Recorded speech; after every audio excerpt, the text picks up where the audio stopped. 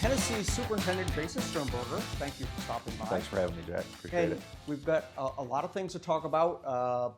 We're going to back up a couple of years and talk about some of the improvements you've made, or the school has made over a couple of years, and then go on into where we're going and new teachers and things like that. So let's start with you've completed like 3 major projects in the last couple of years. I guess the bus barn was a big one. Mm-hmm.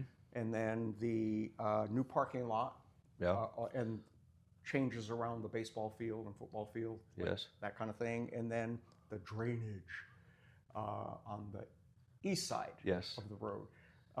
And I'm getting a lot of questions about the drainage, the big ditch, everyone's calling it, that's still open, and what's the deal with it? So we were fortunate enough we have some projects early. We had built up the building fund a little bit, so we were able to do these out of local funds. And one of them that we left out in the pre-show talking about that was the track. We got the track resurfaced my first year, and that was something we were able to do. And then we added into the transportation building, added onto it, basically doubled that size, and that is to vacate where they were over on the northeast corner of the football field, and then figuring out what we're going to do with that building. And so we don't have any definite plans at this point in time, but something, reuse it for something.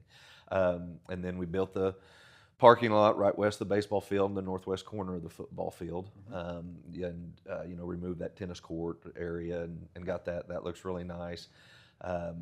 And then wrapped around to the south end and just, asphalted and made that bigger. We are going to put lights in on the south side of that field house for the visitor parking. Oh, on the, Yeah, it gets pretty dark back there. When I first got here talking about the ditch, one of the things that we looked into, and that was a mess because it's kind of a timing issue of when school gets out, because there's so much traffic flow in there, bus drop off, parent pickup. I mean, it's to coordinate everything is kind of a mess. The city did get a grant, and they moved the water line over. That was the holdup. That was one of the holdups, because we knew the water line was old, and then where it was placed was where the drain lines were supposed to go directly over that. And so if you have a water leak, which you're going to have at some point in time, especially with old lines, what's going to tear up. And so the city did get the grant, so thank you to them. And when they replanted that new water line, they offset it just a little bit. And so the new drain line will be offset of it, where they'll be able to get to the water line independent of the drain. When we did that parking, the engineers, let me back up. When they designed that ditch and the plans that we sent out for bid, they had to go across to the east side and run some of the drainage water over to that east side. So when we did the parking lot and west of the football field, that area, they did prepare those lines. So some of that initial... I saw there was some junction boxes. There was, and so they've prepared for when we go across. And so that portion of the road is done, to my understanding. So, we talked about revisiting doing the drainage ditch. One of the other things too, I'll throw in before I forget, we put new fencing around the elementary playground. Put the concrete border, and really a new black vinyl fencing, and I mean really dressed it up too. So fortunate enough to do that. So we talked about it a little bit at the board meeting the other night of revisiting this idea of getting the ditch. I think that was originally part of the plans. It was part of the dome. Part of the dome plan. Because there's going to be so much additional parking through there that after hours, it would kind of be overflow parking for big events at the dome. And so, anyway, we're going to look at that. In our building fund right now, I think we have around $1.4 million. We're scheduled. We'll get in a little over $400,000 this year into it. So put us up around that 1.7 range. We don't want to spend it all. I think when that bid went out a few years ago when we did the ditch, if I recall, it was total like a 1.1, 1.2, but nobody was very comfortable with their numbers. They just felt like there was a lot of unknowns when they get in there, and hopefully when the city redid the water line, that eliminates that eliminates some of the unknowns for that portion of it. Going over to the east side should eliminate some of the unknowns on that. And so now when we revisit this, and I'll get with the architects and engineers, and we'll start getting back out there and getting things cleaned up. Want to visit with some of the people who bid on it, because they had a lot of questions even after the bid of, does that entail this? I wasn't clear on my bid. They felt like they maybe bid under or over. They weren't really sure just because of some of that. So hopefully we can get some of those questions answered before we put it out to bid again, and maybe draw some more bidders, because we didn't have very many because it was just an ugly project. Mess, yeah. It was kind of like a remodel. You were talking about a remodel. You don't know what you're getting into, and you can get over budget pretty quick. Yes. So the plan was, it's kind of a two-step thing. One is to fill the ditch in and get the drainage working, but it also adds additional parking in front of the middle school and elementary school. And runs completely along that side. There won't be, I don't think there's any parking directly east of the high school that sticks out. Right. But yes, from the middle school to the elementary, there would be parking in that. Nice. And so I think we can get a lot of those questions answered and get some more bidders and make that more of an attractive project. And so we've got that. Over the course of a few years, there is a need for some things out there at the athletic complex, and our girls softball, they need a place to dress out there. I mean, I don't think anybody can dispute that.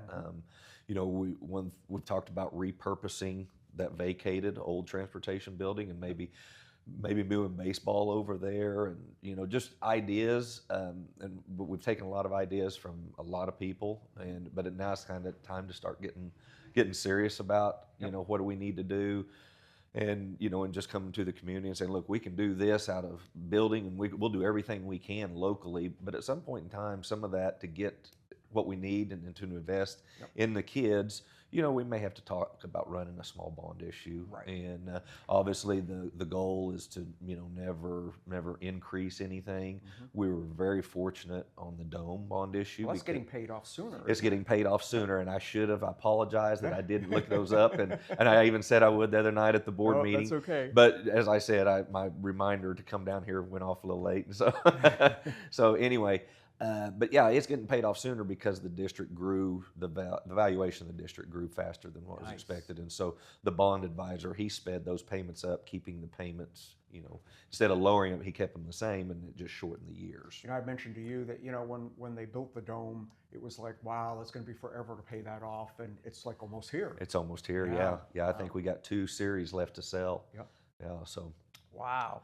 And so Hennessey's not on, or I guess just help the viewers understand that Hennessey's pretty much off state aid. We are off state aid on the top portion. There's 3 different portions to your state aid.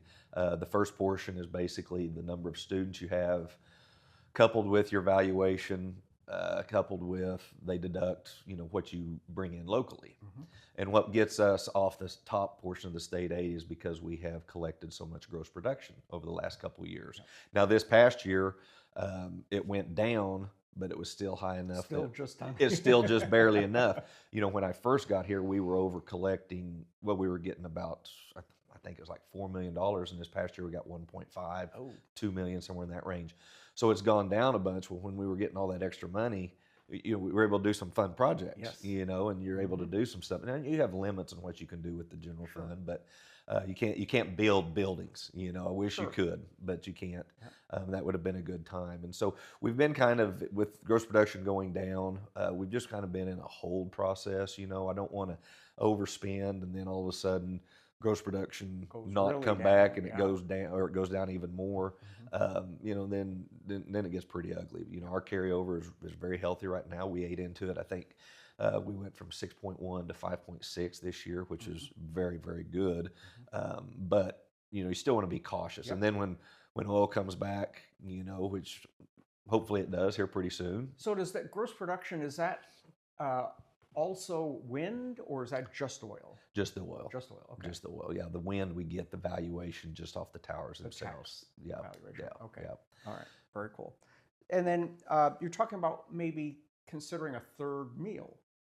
Yes. So one of the things we're looking at is a program that they offer through the state where you can get a third meal after school. and so has to have an educational component. And so we offer after school tutoring, we offer what have you, but it would allow any kid to come in after school. So I haven't met with the principals yet, but next week we're going to meet sometime and we're going to visit with them about how many of our kids that ride buses could benefit from this, because the bad thing is the program, to my understanding, what was described to me, is it's not intended to be a grab and go. They want the kids sitting down.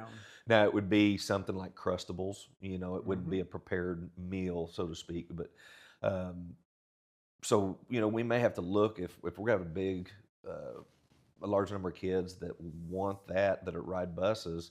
We may have to alter our bus routes 10 minutes or something like that. So I'm going to visit with the principals next week, and obviously we'll get information out to the public as soon as possible if that's something that we have to do or need to do, just to make sure our kids can grab something. It's kind of a bigger need than most realize. It really is, yeah. And just, especially high school kids, I mean, they're growing, and everybody, especially boys, they always complain they don't get fed enough. Doesn't matter where it's at. I raised 3 of them, and as soon as they get done eating, they're hungry. Never and ending. Exactly. And Where did the week's groceries go? Exactly. So we are looking at providing that third meal, and Frances, child nutrition director, who does a wonderful job. She's filling out the paperwork and working with them, and so we're going to try to do something there. Yes. And so as soon as we know for sure, then we'll get back with you, and that way you can get the word out for us. So the hot topic is the cell phone thing. Cell phone policy. It's not just cell phones; it's electronic devices. Yeah, and that covers so much, because with the smart glasses and reading. When we did this, I took sample policies from 3 or 4 different schools and just looked them over, and I did not realize in one policy spelled out, and ours does too, Google glasses or similar devices, and I did not realize that you can go to Target and get a set for $189, and what they can do. I thought they were like $1,000. Yeah, no, we look.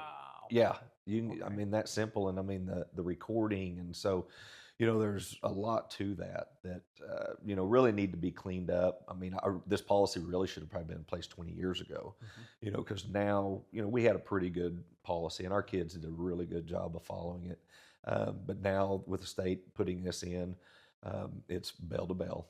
That they can't have them out, and do anything, lunch or whatever. Now the kids that go off campus in the high school, obviously, when they're off campus, we don't, police that. Yeah, we're not policing that. But anything on campus, they can't have them out, and we're not trying to be too punitive, but the kids got to understand. And so, if I think the first time, every time, we're just going to take the phone from the kid and then call parents, and they have to come get the phone at the end of the day, and and then it kind of escalates, but it's not really meant to be punitive. That's not really something that we just want to police all the time. So just, kids just don't need the phones at school. And I guess the point is that to get them to focus on what they're trying to learn rather than being distracted. I read an article one time, and they had a teacher and I can't remember where it was, but the teacher did a experiment, and she had all the kids not unsilent their phone, put them on their desk, and just see how many notifications they got,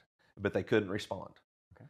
And they did that for like 30 minutes. I can't remember the number, but it was astronomical. I need to get that article, because it was pretty interesting about, how big of a distraction that they are. And, and I find myself, I do that with my college son. I'll text him and I'll be like, hey, I need to know, what are you doing here? And I think it's harmless on my end. He's like, Dad, I'm in class.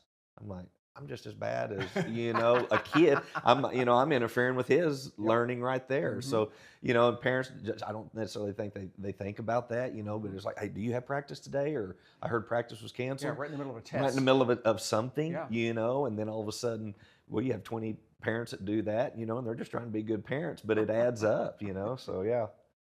So you just don't think about it. And I find, like I said, I'm guilty of it as any, Oh, gee. Well, good luck with that. Yeah. Now you have a bunch of new teachers this year. We do have 7 new teachers. Lost some really good teachers, and we feel very lucky on who we're bringing in. Kindergarten, Vivianca Marquez. Happy to have her. Very quality grad. Yeah, Hennessey grad. Shonda and Stephen Briscoe. Stephen will be our special ed director. His wife Shonda will be our high school English teacher. We have Shauna Winstead. She's going to be doing elementary special education. Then we have Becky Hood, who's second grade. We have Tanner Black, who's going to be our head baseball coach and coach history. And then I'm missing one more. Olivia Fletcher is going to be our elementary music teacher. And she's kind of special. She has an extensive training and far beyond probably what most elementary music teachers. I saw the resume and it was like, oh my gosh. Yeah, she's taught in college and highly trained bassoonist, and so was performed and been in New York for years, and originally a Stillwater grad and just looking to get back into the area. So yeah, very excited to have her. That's exciting to have that kind of caliber. Yeah, it is. Schools, so. It is. So we're very fortunate. Mr. Crosswhite did a heck of a job of finding her. Awesome. Well, anything else we need to visit about? I mean, not that I can think of. Ready Ready or not, here we go kind of thing. It is. I'll probably be getting a hold of you before we actually start school and say, hey, Jack, I need you to put this out. Something else. Can I come down and clarify this or whatever? But anytime, yeah. All right. Well, sounds good. Well, thanks for hanging out, Jason. Thank you, Jack. I appreciate it. Stay tuned.